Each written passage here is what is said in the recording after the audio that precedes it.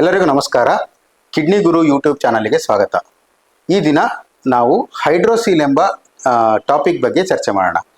ಹೈಡ್ರೋಸೀಲ್ ಅಂದರೆ ಏನು ಅಂದರೆ, ನಮ್ಮ ಸ್ಕ್ರೋಟಮ್ ಅಲ್ಲಿ ನೀರು ತುಂಬಿಕೊಳ್ಳೋದನ್ನ ಹೈಡ್ರೋಸೀಲ್ ಅಂತ ಹೇಳ್ತೀವಿ. ಹೈಡ್ರೋ ಅಂದರೆ ವಾಟರ್ ಅಂತ, ಸೀಲ್ ಅಂದರೆ ಒಂದು ಗುಬ್ಬಾರ ಅಂತ ಹೇಳ್ತೀವಿ. ಒಂದು ಗುಳ್ಳೆ ಥರ ಇರೋ ಒಂದು ಸ್ಟ್ರಕ್ಚರು, ಅದರ ಒಳಗೆ ನೀರು ತುಂಬಿಕೊಳ್ಳೋದನ್ನ ಹೈಡ್ರೋಸೀಲ್ ಅಂತ ಹೇಳ್ತೀವಿ.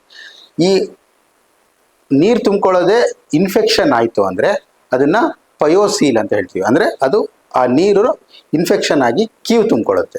ಸಪೋಸ್ ಈ ನೀರು ತುಂಬಿಕೊಂಡಾಗ ಅದರಲ್ಲಿ ಏನಾದ್ರು ಹೊಡೆತ ಬಿತ್ತು ಅಂದರೆ, ಅದರಲ್ಲಿ ಏನಾದ್ರು ರಕ್ತಸ್ರಾವ ಆಯಿತು ಅಂದರೆ ಅದನ್ನು ಹಿಮಟೋಸೀಲ್ ಅಂತ ಕರಿತೀವಿ. ಇದರಿಂದ ಏನಾಗುತ್ತೆ, ಹಿಮಟೋಸೀಲು, ಪಯೋಸೀಲು, ಹೈಡ್ರೋಸೀಲು, ಇದರಲ್ಲಿ ಏನಾಗುತ್ತೆ ಅಂದರೆ ನಮ್ಮ ಸ್ಕ್ರೋಟಮ್ ಅಂದರೆ ನಮ್ಮ ವೃಷಣದ ಚೀಲ ಇರ್ತಾವಲ್ಲ, ಅದು ನಿಧಾನಕ್ಕೆ ದೊಡ್ಡ ಆಗ್ತಾ ಬರುತ್ತೆ. ಅದು ಸುಮಾರು ಒಂದು ಕ್ರಿಕೆಟ್ ಬಾಲಿಂದ ಹಿಡ್ಕೊಂಡು ಒಂದು ಫುಟ್ಬಾಲ್ ಸೈಜ್ ತನಕನೂ ದೊಡ್ಡ ಆಗುತ್ತೆ. ಈಗ ಈ ಹೈಡ್ರೋಸೀಲ್ ಅಥವಾ ಈ ನೀರು ತುಂಬಿಕೊಳ್ಳೋಕ್ಕೆ ಏನು ಕಾರಣಗಳು ಅಂತ ನೋಡೋಣ. ಮೇಜರಾಗಿ ಏನಾಗುತ್ತೆ ಅಂದರೆ ಪರ್ಸಿಸ್ಟೆಂಟ್ ಪ್ರೋಸೆಸಸ್ ವಜೈನಾಲಿಸ್, ಅಂದರೆ ನಮ್ಮ ಹೊಟ್ಟೆಯಿಂದ ಒಂದು ನಮ್ಮ ವೃಷಣದ ಚೀಲಗಳಿಗೆ ಒಂದು ಕನೆಕ್ಷನ್ ಇರುತ್ತೆ. ಯೂಶ್ವಲಿ ಏನಾಗುತ್ತೆ ಅಂದರೆ ನಾವು ಹುಟ್ಟಿ ಒಂದು ಸ್ವಲ್ಪ ದಿವಸ ಆದಮೇಲೆ ಆ ಕನೆಕ್ಷನ್ ಬಂದಾಗುತ್ತೆ. ಆ ಕನೆಕ್ಷನ್ ಬಂದ್ ಆಗಿಲ್ಲ ಅಂದರೆ ಹೊಟ್ಟೆಯಲ್ಲಿರೋ ನಮ್ಮ ನೀರಿನ ಅಂಶ ಎಲ್ಲ ಬಂದು ವೃಷಣದ ಚೀಲಕ್ಕೆ ಸೇರ್ಕೊಳ್ಳೋದ್ರಿಂದ ನೀರು ತುಂಬ್ಕೊಳ್ಳೋಕೆ ಸ್ಟಾರ್ಟ್ ಆಗುತ್ತೆ. ಅದನ್ನ ಪರ್ಸಿಸ್ಟೆಂಟ್ ಪ್ರೋಸೆಸಸ್ ವಜೈನಾಲಿಸ್ ಅಂತ ಹೇಳ್ತೀವಿ.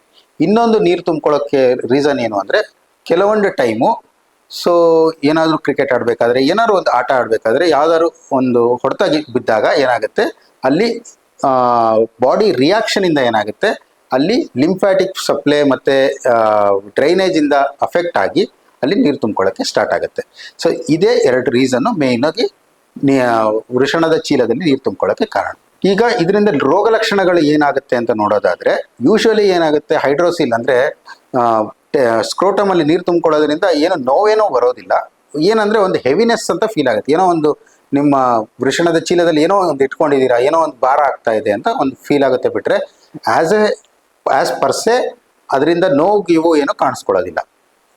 ಈಗ ಹೈಡ್ರೋಸೀಲ್ ಅಥವಾ ಹೆಮಟೋಸೀಲ್ ಅಥವಾ ಪಯೋಸೀಲು ಹೇಗೆ ಕಂಡುಹಿಡಿಬೋದು ಅಂದರೆ, ಇದಕ್ಕೆ ಕಂಡುಹಿಡಿಯೋಕ್ಕೆ ಯಾವುದೇ ಒಂದು ಬ್ಲಡ್ ಟೆಸ್ಟೋ ಇಲ್ಲ ಅಂದರೆ ಅಲ್ಟ್ರಾಸೌಂಡೋ ಇಲ್ಲ ಅಂದರೆ CT ಸ್ಕ್ಯಾನ್ ಬೇಕಾಗಿಲ್ಲ.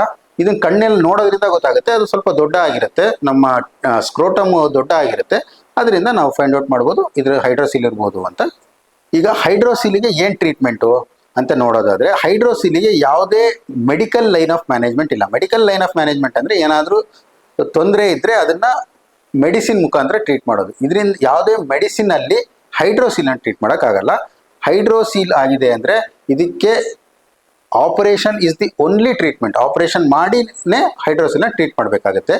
ಈ ಆಪರೇಷನ್ನ ಹೆಸರನ್ನ ಜೋಬುಲೇಸ್ ಪ್ರೊಸೀಜರ್ ಅಂತ ಹೇಳ್ತೀವಿ. ಅಂದರೆ ನಮ್ಮ ಸ್ಕ್ರೋಟಮ್ ಅಂತ ಇರುತ್ತಲ್ಲ, ಅದನ್ನು ಲೇಯರ್ ಬೈ ಲೇಯರ್ ಓಪನ್ ಮಾಡಿ ಒಂದು ಬಲೂನ್ ಥರ ಒಂದು ಸ್ಟ್ರಕ್ಚರ್ ಇರುತ್ತೆ, ಅದನ್ನು ರಪ್ಚರ್ ಮಾಡಿ ಅದರೊಳಗಿಂದ ನೀರು ತೆಗೆದು ಆ ಬಲೂನನ್ನು ಮಗಚಿ ಅದನ್ನು ಹೊಲಿದು ಮತ್ತೆ ನಮ್ಮ ಸ್ಕ್ರೋಟಮನ್ನು ಲೇಯರ್ ಬೈ ಲೇಯರ್ ಕ್ಲೋಸ್ ಮಾಡೋದಕ್ಕೆ ಹೈಡ್ರೋಸೀಲ್ ಜೋಬುಲೇಸ್ ಪ್ರೊಸೀಜರ್ ಅಂತ ಹೇಳ್ತೀವಿ. ಇನ್ನೊಂದು ಏನು ಮಾಡ್ತೀವಿ ಅಂದರೆ, ತುಂಬ ದೊಡ್ಡ ಇದ್ದಾಗ ಆ ಹೈಡ್ರೋಸೀಲ್ ಸ್ಯಾಕ್ ಅಂತ ಇರುತ್ತೆ, ಅದನ್ನೇ ಕಟ್ ಮಾಡಿ ಉಳಿದಿದ್ದ ಸ್ಕ್ರೋಟಮನ್ನು ಹೊಲಿದು ನಾವು ಆಪರೇಷನ್ ಮಾಡಿ ಕೊಡ್ತೀವಿ. ಇದರಿಂದ ಹೈಡ್ರೋಸೀಲ್ನ ಟ್ರೀಟ್ ಮಾಡ್ಬೋದು. ಹೊಸ ಟಾಪಿಕ್ ಬಗ್ಗೆ ನೆಕ್ಸ್ಟ್ ವಿಡಿಯೋದಲ್ಲಿ ಸಿಗೋಣ. ನಮಸ್ಕಾರ.